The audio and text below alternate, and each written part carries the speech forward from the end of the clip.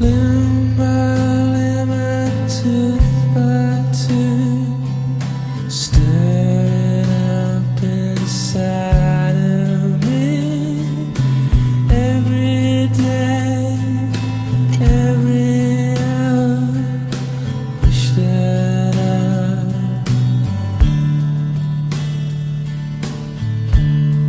was bulletproof. Have you seen about Carl Winstead? Carmen Winstead's brother. Is there a new Carl? Is there a new Winstead? There's a new Winstead. And he goes, Hey, my name is Carl Winstead. no, he's pretty cool about it. He's like, hi, my name's Carl Winstead. Yeah, so. A wee cat. Hold on to you.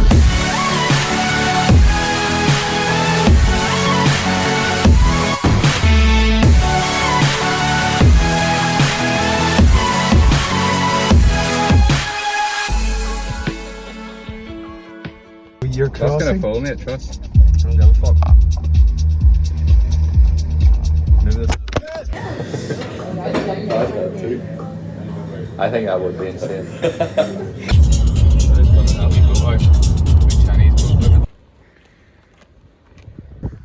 That's us out and about. So we're in Dublin Severick right now. There's a wee house. What about there? Yeah, a World War II house. Back in World War II, Jack used to come running here. Right there. Right there. That was his 100-metre sprint. Yeah. What was your best time on that, Jack? All of it. All the time in the world, man. What the fuck's time? Is this where I said I wanted to come, or did I want to go all the way? And I was basically saying there's like a big magnet instinct. Crazy night lighting, man. So yeah. What was that? Holy shit. What was my name? Put something like outrageous. Like Carl Winstead. Let's chat about peak week. Talk to me about peak week. Peak week has kind of been glamorized by the old school bodybuilders and like the bros and stuff like that. That it's going to drastically improve your physique or make you look completely different. And to be honest, for some people you can actually make a substantial difference by manipulating certain variables. But for most people, it's not going to take you from a certain level of body fat to shred it and absolutely diced. So ideally by this stage you should be at your condition that you want to step on stage at. The final touches in peak week are just going to enhance the look that you've already been working for the past 16, 18 odd weeks. So peak week is nothing special, but it can be something that you might want to implement to get that extra 2 to 5% better looking on stage. So whenever you're reading up about peak week and stuff like that online, a lot of emphasis can be placed around water intake manipulation and sodium manipulation and things like that. There can be a time and place for it for natural lifters, but it does get very complex, and yeah, you don't really need to worry about that. Pretty much, it's not going to make a day and night difference to your physique whether you start cutting water and stuff like that. If anything, it might just be a hindrance and make you look worse on stage. So personally, I like to keep my water the exact same throughout the week. Maybe the day before I'll start tapering it down a wee bit. I'll feel maybe a wee bit dehydrated and stuff like that, but it's nothing you should place too much emphasis on. The exact same for sodium, just keep it consistent throughout the week. So the way I like to go about a peak week personally is with a front load approach. This means that from Monday to Wednesday I'll be depleting, which will basically be my prep calories anyway. And then on the Thursday and Friday, that's when I really start loading up. It'll essentially be like a double refeed. And if you're going to spill over at any stage, the first day of that should be where you find what your body is going to react to with the carbs.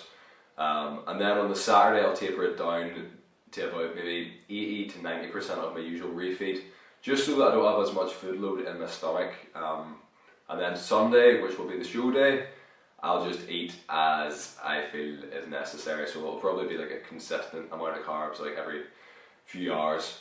But the thing with peak week is you can't really base it off too many numbers because your body is going to react completely different to somebody else's, and I'm not going to be able to give you like, you need to eat 50 grams of carbs here or here. Another thing with peak weeks is you kind of want to keep it moderate. You don't want to go experimenting with all this crazy like high amounts of carbs. That you don't want to have 1,000 grams of carbs in you and you're just going to blow up. But if you are going to spill over, you're better doing that earlier rather than later. You don't want to be doing that the day before the show. So that's why I'm starting my carb up on the Thursday. So it'll be 2 high days, Thursday, Friday. Based on how they go, I'll know how my body's going to respond and I can taper things down if I need to. So the question is, what do you actually eat during peak week? And in my personal opinion, I think you should keep things as consistent as possible because you don't want to implement a whole new range of foods that might bloat you or cause digestive stress or anything like that. Keep eating the foods that you normally do eat. When it comes to carbing up, you should already know the foods that digest well with you. Like for me, I'm probably going to have some Cocoa Pops, rice cakes, bagels, crumpets aren't too bad on my digestive system. I don't find myself too bloated after them.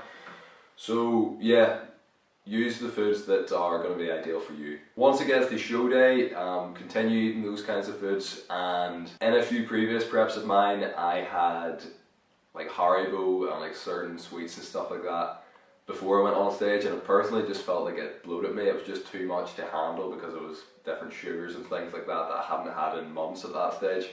So you don't really want to dabble into that too much.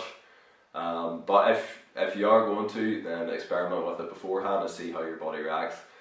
Essentially this video is just you experimenting and having trial and error in different areas of these things. You will know your own body and how it reacts to certain things, so don't go trying anything completely crazy. Stick to what you know, stick to what makes your physique look good in the first place, and you can't really go too far wrong then. So I hope this has helped. Drop a like on the video if you've learned something or it's been valuable in any way, and I'm 1 week out, so I'll see you very soon for the next vlog.